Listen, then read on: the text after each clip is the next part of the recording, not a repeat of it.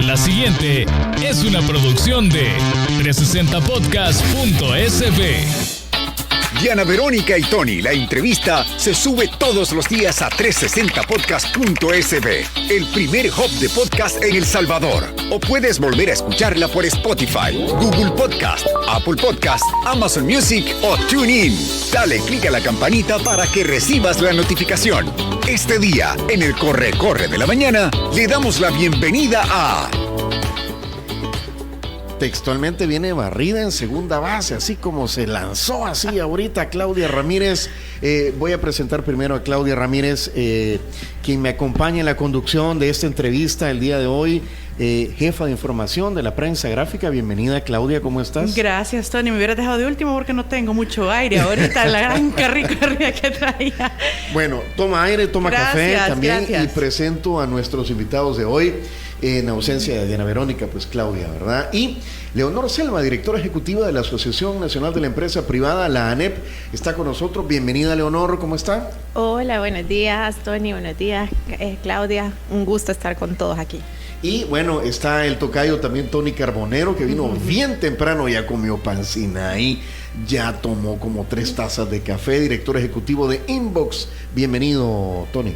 Gracias, Tony. Igualmente un gusto estarles acompañando. Mira, tiene voz de locutor. Tiene voz de locutor. Reclutal. Me pueden contratar. El otro, Tony.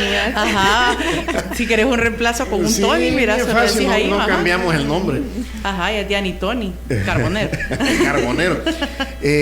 Claudia, se viene el ENADE 2022, que tiene que ver este año con la innovación, el Encuentro Nacional de la Empresa Privada, Innovar para Crecer 2022. Y tú también estás en esos temas de innovación, de emprendimiento. Todas las empresas creo que estamos en ese proceso de transformación, ¿verdad? Para no morir siendo tradicionales. Sí, y ese es el objetivo de este año, Leonor. Sí, justamente, fíjate que de hecho es el segundo año que nosotros nos comprometemos con el tema de la innovación. ¿Y desde qué perspectivas? Pues mira, la pandemia nos enseñó que o evolucionamos o nos morimos, ¿verdad? Y esto no es un contexto solo de El Salvador, sino que es mundial. Y para nosotros era importante que porque a veces en El Salvador las coyunturas nos distraen y no nos damos cuenta que hay tendencias mundiales que son oportunidades enormes o amenazas enormes a la forma en que vivimos, la forma en que hacemos nuestra economía, que producimos y cómo mantenernos competitivos. Entonces, desde el año pasado, y este es el segundo año que nos vamos a comprometer en profundizar en el tema de la innovación, el compromiso es ayudar a las empresas salvadoreñas de todo tamaño a que se monten en este vagón. Y digamos que seguir esa ola que todos hicimos, ese esfuerzo así increíble de innovar, vea, desde lo más sencillo, que era que nadie sabía hacer una reunión virtual hace 3 años, pero eso lo hicimos un poquito forzados por el contexto de la pandemia. Entonces ahora que vamos saliendo de la pandemia, y primero Dios que no, Sí, que todavía ya estamos ahí un poco este año ya patojeando. exacto. Sí. La idea es que este ímpetu que tuvimos lo sigamos, porque ahora la innovación tiene que ser parte permanente de nuestra mentalidad individual, empresarial y de todo sentido. Y el ENADE, entonces, ahora que siempre ha sido el encuentro empresarial más grande de El Salvador y el más representativo, queremos dar esos respiros de aliento y decirle a la gente, por aquí es la ruta de innovar. Si querés innovar, si querés entender más de este tema, por aquí es. Uh-huh. ¿Qué papel juega Inbox en este marco del ENADE? Bueno, como decía Leo, creo que definitivamente no se vale innovar solamente una vez, sino que esto tiene que ser parte de los esfuerzos constantes.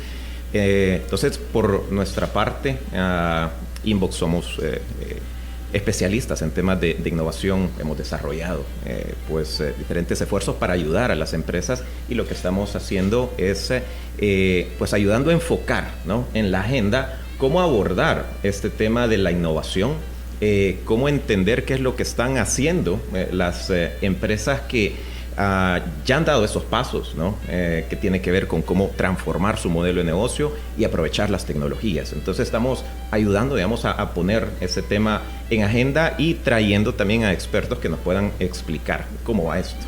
Tengo la impresión de que ahora están mucho más movidos hacia las empresas, porque en algunos, bueno, no el anterior, sino el antes de ese, el ENADE estaba un poco enfocado a crear algunos puentes con el gobierno y poder presentar algunas políticas públicas e impulsarlas como en conjunto, ¿verdad?, para el desarrollo. Pero siento que ahora están más para la empresa que para tender esos puentes. Fíjate que, nosotros obviamente, ANEP es una institución que tiene 56 años y, como a mí me gusta decirlo, nada dura 56 años si no se sabe adaptar a los tiempos. Entonces, ciertamente, hace 20 años que surgió el ENADE, surgió como un espacio de interlocución del sector privado donde nosotros desarrollábamos propuestas que creíamos que eran propuestas de país o poner un tema que nos parecía relevante sobre la mesa, interactuar con gobierno. Eso siempre está, o sea, nosotros siempre partimos de que del tema de innovación, por ejemplo, hay políticas que necesitamos que sean políticas de Estado para que las empresas puedan dar saltos cualitativos en el país. Pero fíjate que pasaba algo, que es que el contexto mundial hoy nos demanda empresas sumamente competitivas. Y a medida que nuestras empresas están ganando terreno en el extranjero, que hay que decirlo, por ejemplo, el hecho que nosotros, después de la pandemia, las exportaciones estén creciendo al 16-17% es un mérito. Pero eso significa que nuestras empresas han salido al mundo, ya no se quedan en las fronteras de El Salvador y están compitiendo en el mundo y trayendo la riqueza que adquieren de fuera para el desarrollo del país. Entonces, eso nos obligaba a reconfigurar de qué les sirve más a las empresas en este momento. Y era ese conocimiento. Entonces, el ENADE ahora, por ejemplo, una particularidad es que estamos trayendo expertos mundiales para que le vengan a dar estas charlas a los empresarios salvadoreños. ¿Cómo innovar? Porque por mucho tiempo, algo que advertimos nosotros en los últimos años, es que, por ejemplo, yo llegaba con el tema de innovación, y lo sabrá Tony, porque él ha trabajado mucho en el país en eso, y si yo me sentaba en una mesa con empresarios de todos los sectores, los que ya son del sector tecnológico, sí, ellos súper como sí, no sé qué, y el lenguaje, y súper emocionados.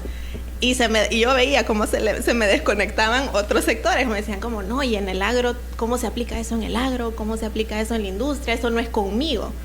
Ahora el mundo te está diciendo que, o sea, la agricultura que no sé qué, ya tiene procesos sofisticados, hay nueva tecnología, hay nuevos productos.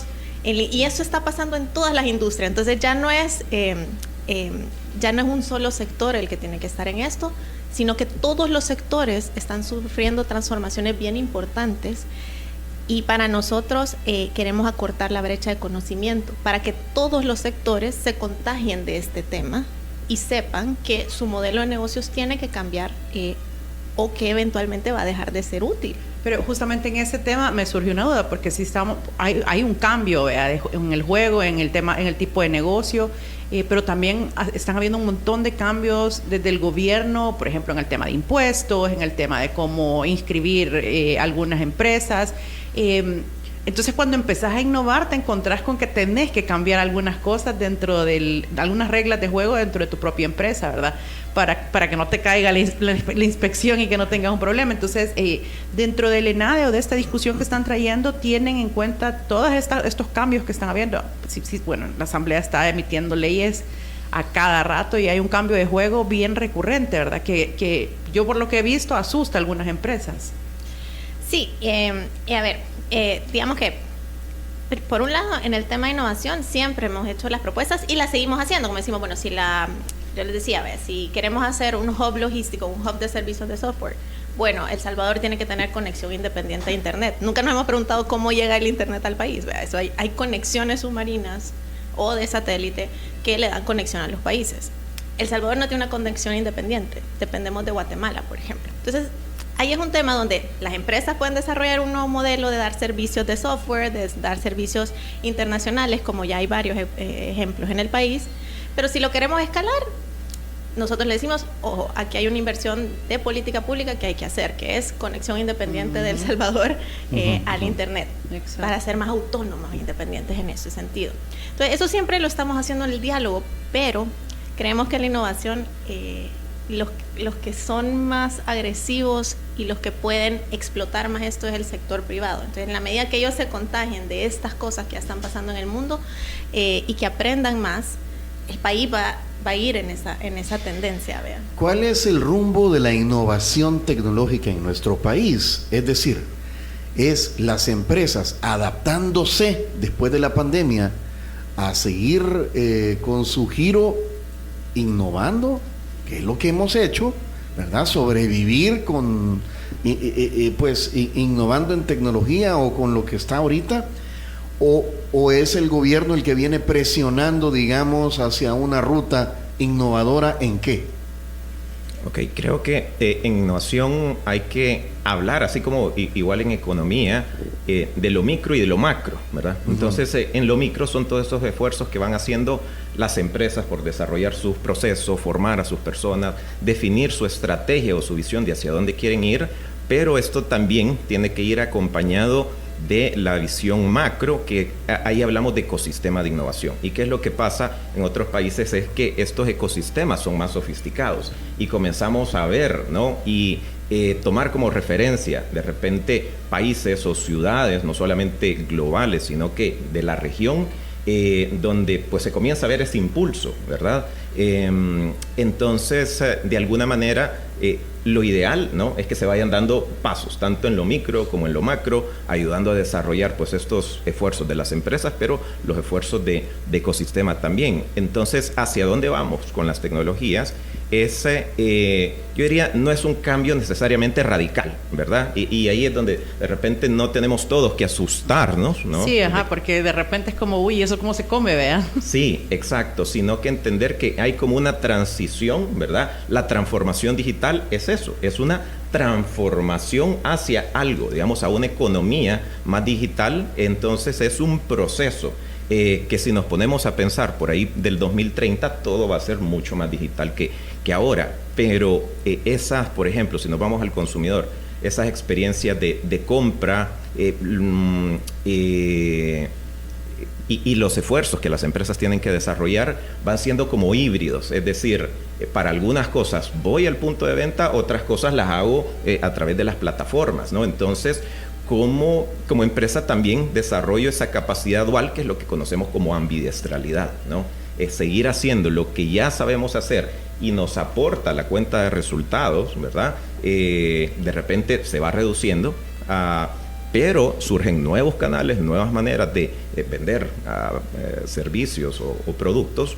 Y ahora bien, no solamente en lo local, sino que en lo global o en lo regional. Esas son las puertas que se van abriendo. Entonces, es una transición hacia, digamos, una mejor versión de las empresas. Leonor, yo quisiera retomar la primera pregunta o comentario que hacía Claudia, porque yo recuerdo en ADES, Claudia, tú fuerte, bien fuerte, sí. Es denso, Coquidabú con Mauricio Funes. Pero digamos que con canales de diálogo y comunicación, sí, o sea, era como el lugar donde se podían sentar a platicar. Sí, y había, digamos, una propuesta del empresariado sobre políticas públicas. Exacto. O posicionamientos del empresariado hacia cosas que estaban pasando en esos momentos en el país, y ahora pues siguen pasando cosas en el país. Hay un nuevo enfoque más hacia el empresario como tal, y a dónde dejamos esos posicionamientos del empresariado hacia temas importantes del país. Los posicionamientos siempre los estamos dando porque es parte de nuestros estatutos y de nuestras posturas como sector empresarial organizado.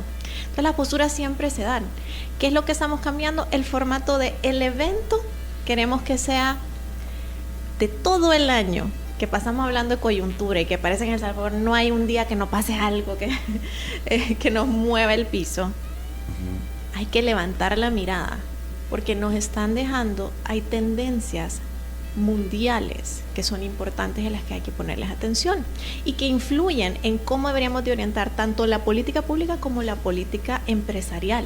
Entonces, esto, como decía Tony, el esfuerzo, lo que tenemos que ver es que hay una ola de innovación que debería, por ejemplo, si yo no me pongo a pensar que para dar mejores salarios y mejores condiciones laborales, yo tengo que entender que los procesos de producción en todo el mundo son más sofisticados, y que eso implica que yo como empresario tengo que innovar en cuáles son los procesos que yo producía, pero que yo también como gobierno tengo que educar distinto a mi población para que sea la fuerza laboral atractiva, que reciba esos mejores salarios. Entonces, no estoy hablando de nada. Entonces, realmente el cambio que le estamos dando al ENADE es que hagamos una apuesta fuerte de país de mediano y largo plazo para dar un salto cualitativo. Ya no se trata de estar apagando incendios chiquitos o la coyuntura diaria, sino que cuál es la apuesta del país para realmente, por primera vez, diría yo, en mucho tiempo, satisfacer las exigencias económicas de la gente. O sea, la gente quiere un mejor trabajo, quiere que sus hijos se sientan que tienen aspiraciones a un trabajo que les emocione, que les guste, que los satisfaga. Eso es lo mismo que queremos satisfacer como empresas y por eso es que le estamos apostando a la innovación, porque creemos que es una vía para satisfacer esas aspiraciones. Y en ese sentido, ¿qué cosas específicas son las que tendrían que hacer las empresas? ¿Tienen que introducir tecnología? ¿Tienen que capacitar? ¿Tienen que buscar software? ¿Por dónde empieza una empresa que quiere cambiar su rubro? Le pregunto esto porque lo siguiente que quiero es saber si esto va a requerir, de alguna manera, que creo que sí, hacer una conexión con las nuevas leyes que están surgiendo, ¿verdad? Y también va a requerir capacitación para eso a la empresa.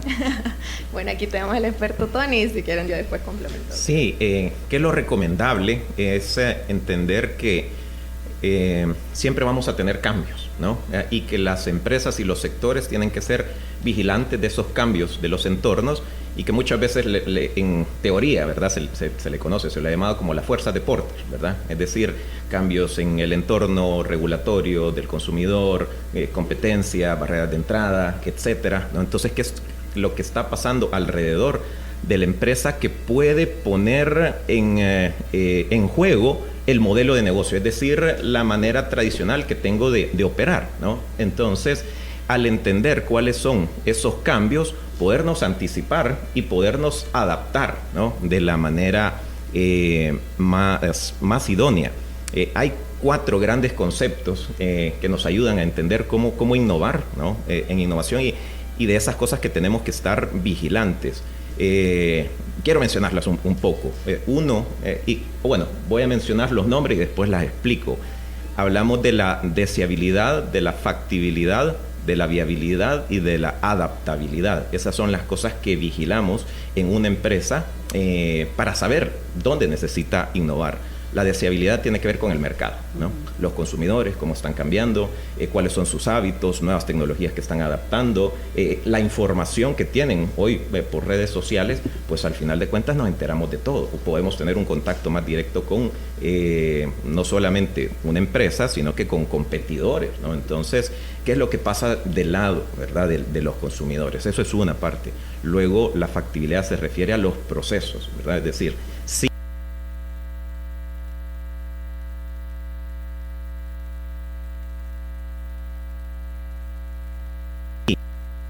formas de pago, un e-commerce. Eso es lo que vemos, digamos, de ese lado. Obviamente todo esto tiene que reportar también a los resultados y entender que puede que tenga que modificar todos esos procesos y tenga también un impacto en mi cuenta de resultados y pues de repente ayudarme a crecer también. Y el último, ¿verdad? Tiene que ver con no solamente, y qué es un poco el resultado de estas otras 3 cosas, cómo generamos innovaciones en esos componentes, sino que también cómo nos adaptamos al entorno y vamos desarrollando nuevos modelos de negocio. Y solo para ponerles un caso, creo que nosotros diríamos, por ejemplo, Facebook, ¿verdad? Que pues es una de las empresas más innovadoras del mundo, incluso está poniendo en cuestión su actual modelo de negocio y yendo hacia todo esto del metaverso, por ejemplo. Entonces, si Mark Zuckerberg de repente está diciendo, ok, somos Meta, ¿verdad? Somos esa empresa que va a tener, digamos, como no el monopolio, ¿verdad? Pero el liderazgo, ¿no? En tema del metaverso, es seguramente por algo y es algo que otras empresas no están haciendo. Entonces, si empresas como ellos, ¿no? Ponen este énfasis, podemos aprender, ¿no? Y quizás por ejemplo, cosas que a veces como consumidor no nos damos cuenta, pero que son grandes procesos de innovación dentro de una empresa. Por ejemplo, la incorporación de WhatsApp, y eso hasta en el show aquí, ¿verdad? Hace 7, 8 años, ¿cómo interactuabas tú con tu público? No, si no. Te llamaban. A puro teléfono. Te llamaban por Mande un teléfono. telegrama para ganarse algo. Venga a la cabina o llame por teléfono. Alguien advirtió que luego en El Salvador toda la gente se empezó a comunicar por WhatsApp como experiencia individual. Todos empezamos a hablarnos con la familia, le empezamos a enseñar, o sea, primero era entre los jóvenes, pero luego le enseñaste a tus papás, a tus abuelitos también para estar conectados con ellos, y hoy ya ellos usan WhatsApp. Tanto así que el teléfono, las llamadas telefónicas se volvieron, han tenido menos popular ahora que una llamada o un mensaje por WhatsApp. ¿Qué pasó en las empresas? Que lo mismo pasaba. Yo quería comunicarme con mi empresa, ya sea que le quería comprar algo o que quería hablarle a Tony y contarle o participar en el concurso que había aquí. Pero quería usar el mecanismo que a mí no es como concurso, consumer... giveaway. O el giveaway. Giveaway, sí. Hashtag giveaway. Entonces... Hasta eso ha cambiado. Ya no es sorteo, es giveaway. Entonces, las empresas tuvieron que incorporar, atender al cliente por WhatsApp. Ahora, al principio parece fácil, ¿no? O sea, si yo soy una emprendedora, yo tal vez puedo manejar desde mi celular personal eso. Pero ahora imagínense, y ustedes se han dado cuenta, las telefónicas, los bancos, ya te atenden por WhatsApp. Pero imagínate cuántos clientes están llamando al mismo tiempo de Qué horrible, WhatsApp. por cierto, porque nunca te terminan de resolver nada, pero en los WhatsApp de los bancos. Pero justamente a eso vamos, y lo que decimos es un poquito también perder el miedo al testeo. Porque claro, la gente quiere comunicarse por WhatsApp, pero quiere que sea efectiva la comunicación. Así es. Entonces, detrás de eso, a veces como consumidores nos damos cuenta que detrás de esto las empresas están haciendo un montón de testeos, inversiones, están probando cabal hasta dónde a ti te gusta el WhatsApp y a dónde ya te tengo que comunicar con una gente individualizada. Pero en ese punto a mí me surge una duda. Si tú estás tratando de innovar y de crecer y capacitarte, pero tenés una economía llena de inflación, con un montón de nuevos cargos, o sea, yo me pongo a pensar ahorita, yo tengo un emprendimiento y tengo varios conocidos que tienen emprendimiento, ¿verdad? Además de que tienen que mantener su casa, algunos tienen sus trabajos. Entonces, cuando piensan en invertir tecnología para su emprendimiento, es una de las primeras cosas que desechan, porque es caro, porque están tratando de comprar materia prima que se les ha triplicado el precio o cuadruplicado en algunos casos, y lo último es que están tratando de sobrevivir poniendo un poco de dinero en publicidad de redes sociales, por ejemplo. Entonces, ¿cómo convencemos a los empresarios e incluso a los emprendedores, que es lo que yo conozco, que esto tiene ida y vuelta, pues, que vas a invertir y que probablemente, porque no es barato invertir en innovación y en tecnología? No, sí, ciertamente. A ver, yo diría que no siempre es tan caro como la gente se imagina. Y ahí viene mucho el tema de conocimiento. O sea, primero conocimiento de cuál es mi modelo de negocio. Porque no porque todos estén vendiendo en WhatsApp o vendiendo en Instagram, a mí me conviene. De acuerdo. Lo primero es conocerse cuál es mi modelo de negocio, qué es lo que me hace a mí especial y cuál es mi fuerte. Cuando yo entiendo, ya empiezo a ver cuáles son mis áreas de mejora y dónde yo puedo mejorar. Ahí es donde yo innovo. Y ahí es donde viene un poquito de lo que vamos a hablar el ENADE con este experto internacional, Néstor Guerra, que es el tema de la ambidiestralidad. Yo no es que dejo tirado lo que venía haciendo o lo que ya hago bien. Empiezo por poquitos en la medida en que mi negocio puede. Y ahí entra el concepto de ambidiestralidad que decía Tony. Que ambidiestralidad, vaya, tú que estás en el mundo de las startups, de las aceleradoras, es que resulta agotador para alguien que ya está haciendo un gran esfuerzo para sobrevivir con su empresa, meterse a estas otras cosas. O sea, solo pensar que voy a tener que el Facebook, que a través del Instagram, hoy es TikTok, que, o sea, como decía Palmiro Caballasca, ¿te acuerdas? Me hirve la cabeza. Todo atarantado uno con tantas cosas. Entonces, sí. ¿Qué hacer, pues? Definitivamente es un reto. Creo que lo mejor es entender, como decíamos hace un rato, que son procesos que hay que ir llevando a cabo y ¿a qué le voy a apuntar? A tener indicadores, tener metas para saber cómo pues esta transformación o estos nuevos modelos de negocio pues me van a ir ayudando a cambiar poco a poco para no verme exigido, ¿no? A cambiar de la noche a la mañana o cerrar de la noche a la mañana, ¿no? Entonces, el tema es siempre relacionado con la competitividad. Y, por ejemplo, para poner un paralelo, si nosotros, de otros entornos que son como muy competitivos también, si nosotros queremos ir a un mundial, ¿verdad? Como país, que nunca vamos, ¿verdad? ¿Por qué tocas un tema tan delicado, sensible? Bueno, ya está cerca. Ya Hablemos de cosas que sean posibles. Ajá, o sea, ponernos ejemplos reales, por favor. Exacto. ¿Qué es pero no es un ejemplo... descabellado. No, sí. No, descabellado sí. Al azar, porque en innovación también hay rankings, y hace unos años en esos rankings estamos como país muy similar al ranking que tenemos, ¿verdad? En la FIFA. Sí. Ha mejorado definitivamente en los últimos años, y hemos hecho estudios, ¿verdad? De la mano de BitLab, que es pues también nuestro socio, y nos ayudan, ¿verdad? A entender que estamos mejorando. Entonces hay cosas buenas que están pasando ahí, pero ¿qué pasa si queremos ir al mundial de los negocios, por así decirlo, ser competitivos? Pues obviamente tenemos que tener una liga competitiva, tenemos que tener jugadores competitivos, entrenadores competitivos, tenemos que tener recursos también, ¿no? Y no vamos a decir queremos ir al mundial el próximo año, porque no vamos a estar listos, pero podemos decir, queremos ir al mundial en los próximos 4, en los próximos 8 años, y comenzar a construir eso. Entonces, eso venimos diciendo desde el 80, veamos, bien triste. En 8 años vamos a ir, hay que confiar en el proceso. Todavía el mágico. Pero es que fíjate que es eso, no solo hay que confiar y soñar. O sea, te dicen, la diferencia entre un sueño y una meta es que hagas un plan de acción y lo ejecutes.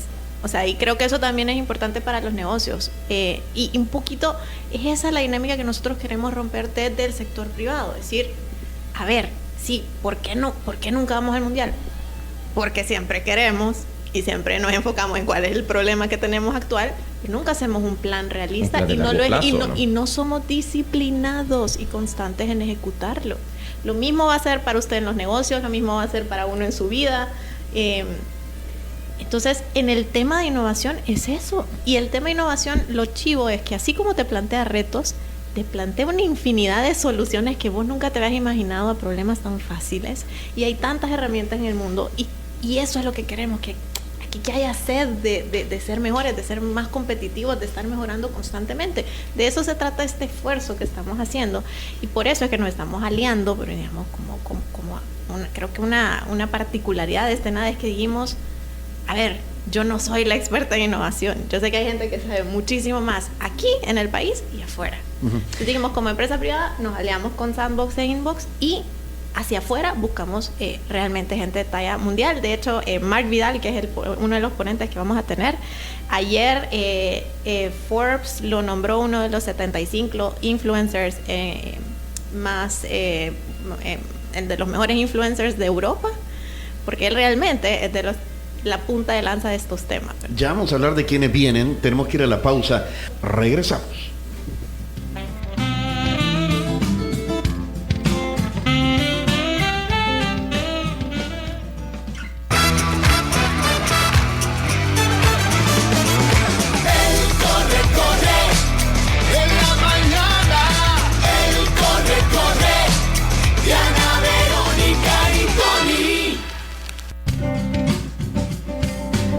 De la mañana, 39 minutos. Aquí estamos hablando de emprendimientos, de los retos, de innovar, lo que sí es, hay un común denominador en la plática que teníamos aquí en la charla, y es que estamos pensando en el futuro, Claudia. Exacto. Claudia Ramírez me acompaña hoy en la conducción de la entrevista, en ausencia de Diana Verónica Ramos, que está atendiendo temas familiares.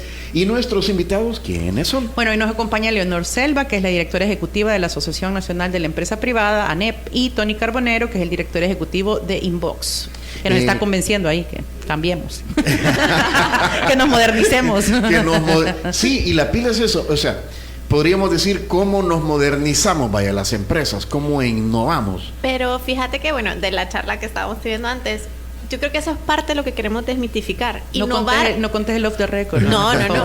Pero innovar no siempre es incorporar más tecnología. A veces es personalizar cómo hago mi atención al cliente. A veces es hacer alianzas o colectivos para disminuir costos, que lo estamos viendo mucho en los rubros de los artistas y de los creators. Exacto. Que hacen colaboraciones, restaurantes que ya no tienen restaurantes. O sea, todas esas son innovaciones. No siempre es un tema de introducir tecnología. Pero sí es un tema de estarte replanteando cómo hacer las cosas mejor constantemente. Uh-huh. Es distinto, vaya, en la pandemia mucha gente perdió su trabajo y tuvo que reinventarse, y en esa reinventación, si es que existe la palabra. Reinvención. Gracias. Reinvención, innovaron por necesidad para sobrevivir. Pero hay otros que ya tienen su empresa corriendo, que verdad, que medio tambaleó, pero sobrevivió. Creo que el empresario logró sobrevivir, Leonor, en El Salvador. Las empresas... Fíjate que no sé si tienen datos estadísticos. El Salvador tuvo el cierre económico de los 3 cierres económicos más agresivos del mundo. O sea, eso es un hecho. Así es. Nos cerraron. Me consta. De forma... fueron los que nos cerraron como política de Estado por más tiempo y casi que absolutamente. O sea, casi que todo estaba cerrado. Eso casi no pasó en ningún país del mundo. Entonces, la caída económica que nosotros tuvimos de 8% fue la más grande de la región centroamericana. Que nos hayamos recuperado en un año es un mérito impresionante del sector privado. Y hay varios ejemplos de cómo se hicieron. Por ejemplo, el sector textil. Mira que nadie estaba comprando ropa. En el mundo nadie estaba comprando más ropa. Ni podíamos salir. Ajá. De hecho, creo que es uno de los rubros que la gente desechó antes como compra, vea. De hecho, creo que ya nos vestimos distintos todos para trabajar. Sí. Exactamente. ¿Qué hizo el sector textil? Y esto está medido, logró recomponer su modelo de negocios, o sea, qué cosas construía en 7 días. O sea, ¿se imaginan una maquila reconfigurando todo lo que hacía para ahora hacer indumentaria médica en 7 días? Eso es lo que les tardaba a ellos, como entrenar, cambiar máquinas, y lo que más costó era la materia prima. Pero luego de eso, esos son los logros que hicimos. Quieras o no, todos de repente tuvimos que hacer trabajo en casa.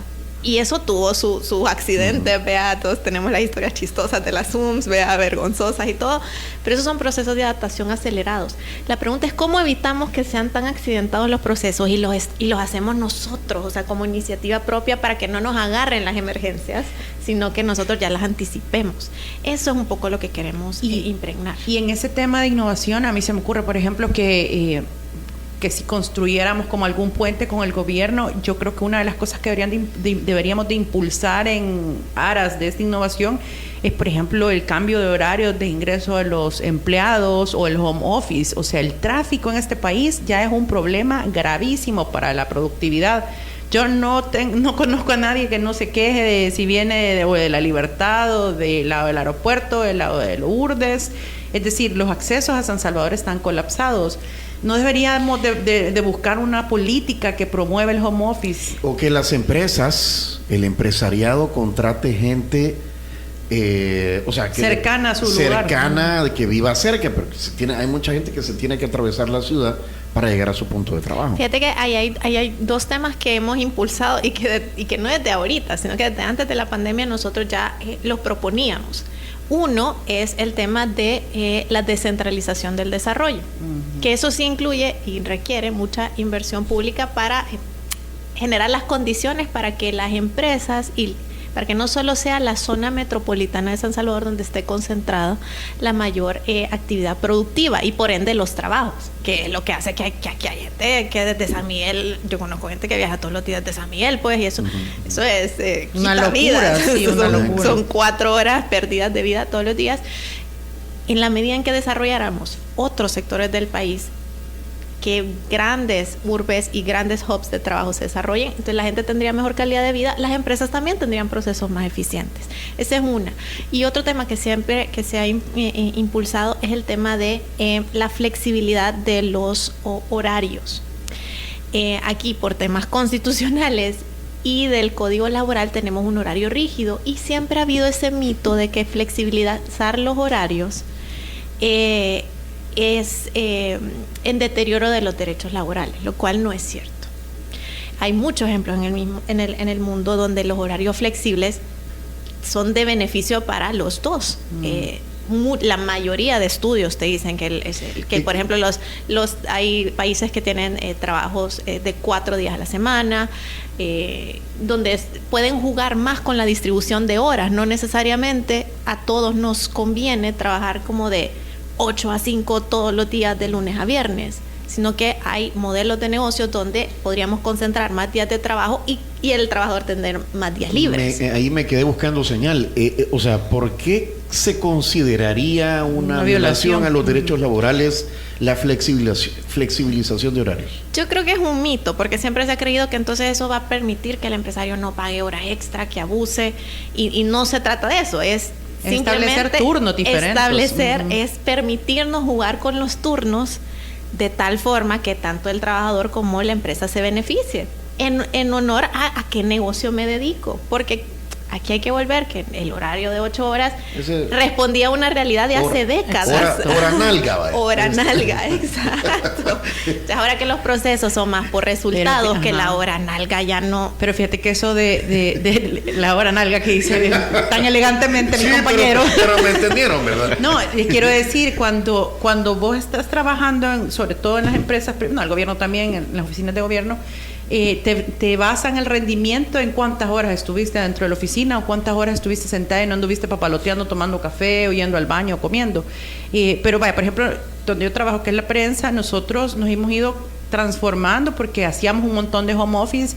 Entonces yo, por decirles, antes entraba a las 8 y salía a 8 de la noche. Eran 12, 13 horas en el periódico. Vea. Ahora trabajo lo mismo, pero en la mañana las reuniones las hago por Zoom y me incorporo en la tarde. Y hemos practicado con la mayoría de editores que ellos también tengan un horario flexible en la mañana, por el tráfico y por calidad de vida.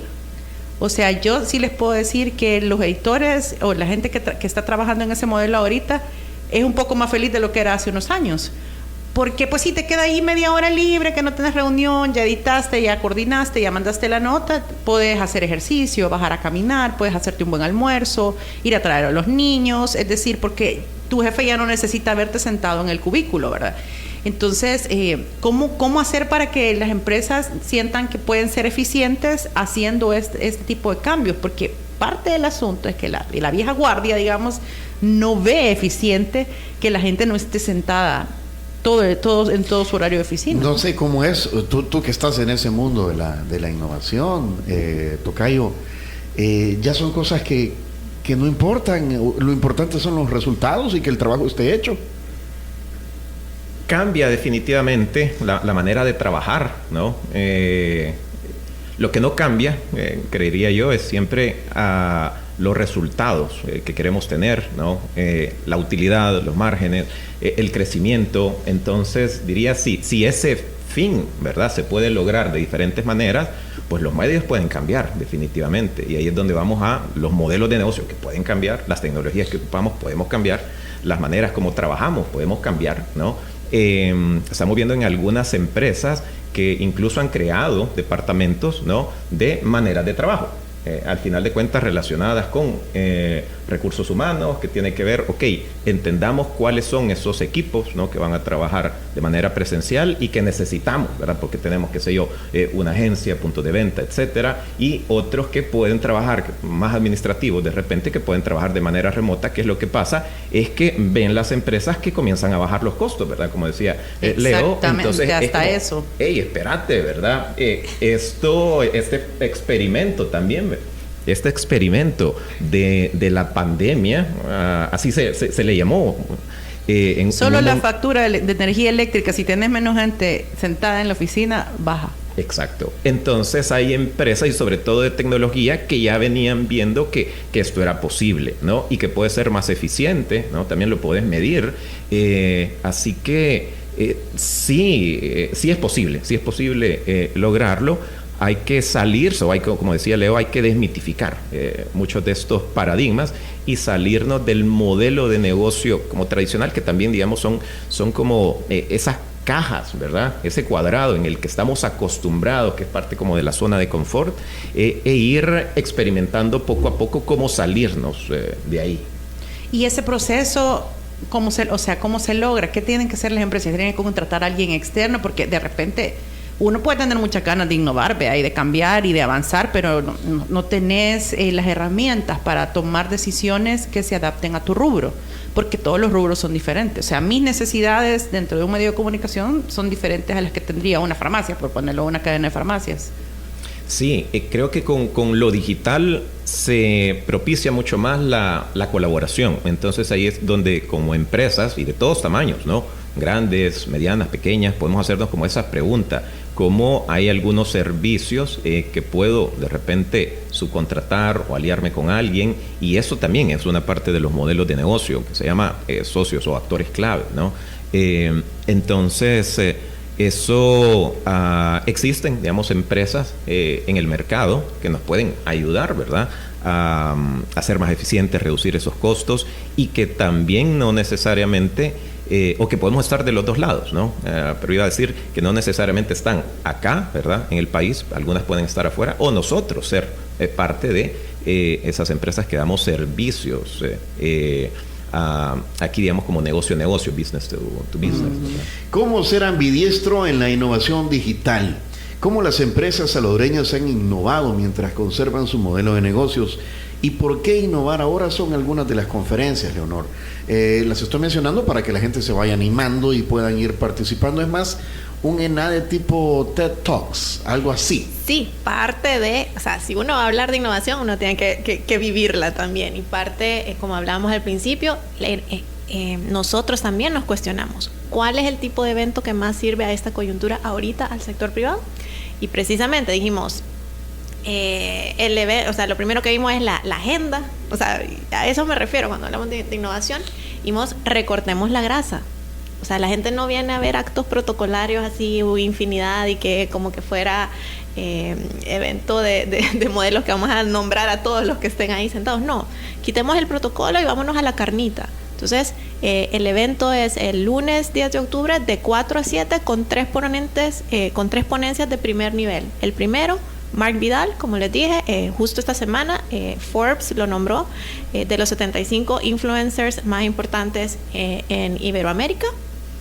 Él nos va a poner el contexto mundial, por qué innovar ahora y qué dinámicas están pasando, qué dinámicas están pasando en recursos humanos, qué es lo que quieren los empleados ahora, cómo quieren trabajar, lo que veníamos hablando, cuál es la tendencia mundial, qué está pasando en la economía. Todo el mundo nos dice que se está haciendo un nuevo orden mundial, pero no nos explican qué, o sea, qué es esto de que hay nuevas superpotencias, la India superó, o sea, este tipo de cosas están pasando. La India, una nación colonizada, en estos momentos superó al Reino Unido, el que en algún momento lo colonizó, como potencia económica, como el número en el top 5 de las potencias del mundo. Ese tipo de cosas. Mark Vidal nos va a decir por qué innovar ahora, qué está pasando en el mundo, a qué le tenemos que poner atención.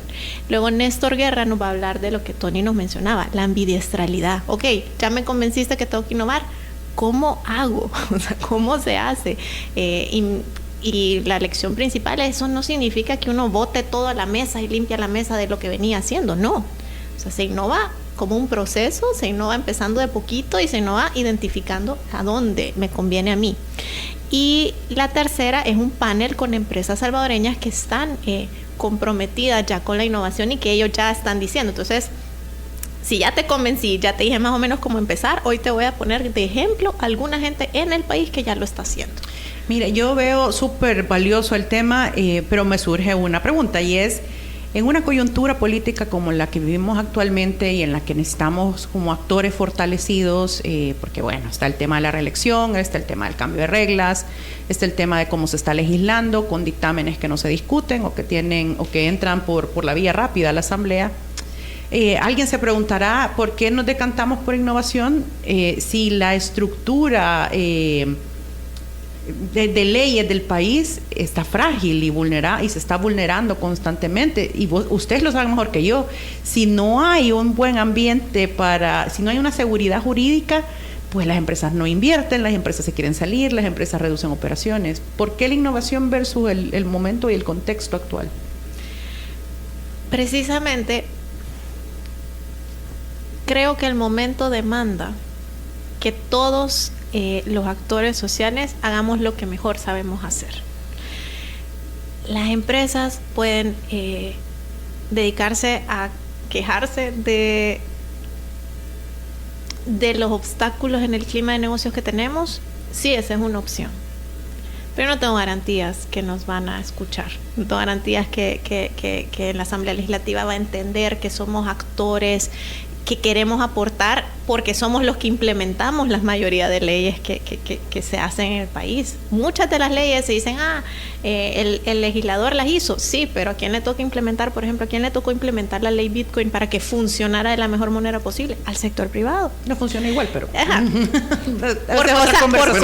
por cosas que nos hubiera encantado poderlas discutir en una mesa. Las condiciones que la ley nosotros exigía cumplimos. se cumplieron. Exacto, es que ese es el punto. Nosotros nos hubiera gustado, precisamente, haber tenido un diálogo para sentarnos en la mesa, porque muchas de las fallas que luego se dieron en la práctica, nosotros les dijimos, miren, nosotros advertimos que esto va a pasar. Porque les dijimos. Pero ¿qué hicimos nosotros? Cumplir nuestra parte de la mejor manera. Nosotros nos tuvimos que adaptar en 3 meses, todas las grandes empresas, todas las empresas formales, a cómo entender y cómo usar el Bitcoin. Y lo hicimos. Ayer se aprueba un nuevo impuesto vía la ley de bomberos. ¿Quiénes lo van a recaudar? De hecho, las aseguradoras somos recaudadoras, no es una opción. Somos recaudadores. ¿Quiénes tenemos que cumplir la ley? Pero ¿quiénes tenemos que implementarla? Nosotros, el sector privado. Por eso es que si quisiéramos un diálogo. Pero si no hay ese espacio de diálogo en este momento, no voy a desperdiciar el tiempo y la atención de los empresarios en cosas que no pueden controlar. Y ahorita ven completamente cerrada la posibilidad de diálogo. En este momento no vemos la apertura que quisiéramos. Para nosotros la puerta siempre está abierta y reitero en todas las entrevistas y en esta, queremos aportar. Porque sí, por ejemplo, a mí sí me parece interesante que este gobierno sí le pone mucha atención al tema de innovación. Nos gustaría trabajar juntos. De hecho, tiene una secretaría. Creó una secretaría de innovación. Se le pone mucho énfasis al tema de innovación. Nos gustaría sentarnos y trabajar. Si el modelo de país es el modelo Singapur, ok, discutámoslo. ¿Qué cosas se tienen que hacer? Porque no solo es un calcado. De todas maneras, tampoco había garantía antes de que el documento que le entregaban a Mauricio Funes, por ejemplo, no lo agarrara Mauricio Funes y lo metían en una gaveta. O sea, a Tony le impactó ese. No, es que pues sí. Sí, pero sabes, hay una diferencia. En ese tiempo, muchos actores que no estaban de acuerdo se sentaban en una misma mesa. Eso ya no lo ves. Y es preocupante, ¿no? Estoy volviendo al mismo ejemplo, pues. Ese fue el quiero decir es que tampoco había garantía, o sea, que tanto se implementaba de las recomendaciones de un ENADE por parte del gobierno de turno. Yo creo que, creo que como dice Claudia, habían espacios y mesas. Y ojo, no estamos diciendo que los procesos ni por cerca eran satisfactorios, así como no eran satisfactorios para la población, no eran satisfactorios los procesos políticos que habían antes para el sector privado. Pero sí habían espacios de diálogo que quisiéramos retornar con ese gobierno, porque imagínate, si todos tenemos la voluntad, si hoy hay un ímpetu particular porque el país cambie y lo compartimos los dos, que no se puede lograr si nos sentamos en una mesa de diálogo. Si empresarios y gobiernos jalan la misma carreta, pues. Exacto. Y si hoy, ¿para dónde vamos, pues? Y si hoy en teoría tenemos así una visión de queremos sacar este país adelante, y hoy sí hay como esta agresividad que a mí yo le llamo como audacia de querer hacer cambios radicales. Ok, presentémonos juntos porque todos somos parte de estos cambios radicales y queremos que salgan de la mejor forma. Está satanizado. A ver, el rol del empresario en El Salvador, de explotadores y aquí han caído comentarios chupasangres y no sé qué y no sé cuánto, es decir, está eso así, ese ambiente. Yo creo que lastimosamente sí hay un discurso que tiene bastantes décadas de estar acá y se instrumentalizó políticamente, de que de alguna forma es normal que los políticos siempre digan que lo que está pasando mal o lo que no se satisface en materia económica siempre es porque el empresariado es malo. O se aprovecha. Yo sí llamaría a que la gente vuelva a pensar cómo fue en la pandemia.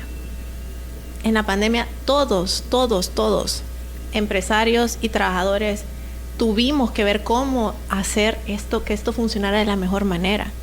Al final, el trabajador, primero que nada, el empresario por definición es alguien que ve una necesidad que tiene la población y dice la voy a satisfacer.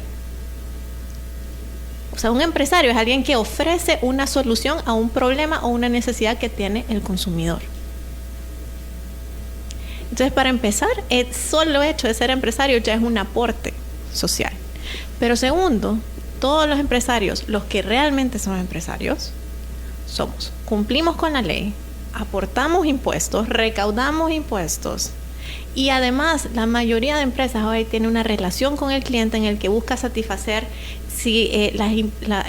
por ejemplo, que a los consumidores les importa más ahora la sostenibilidad ambiental.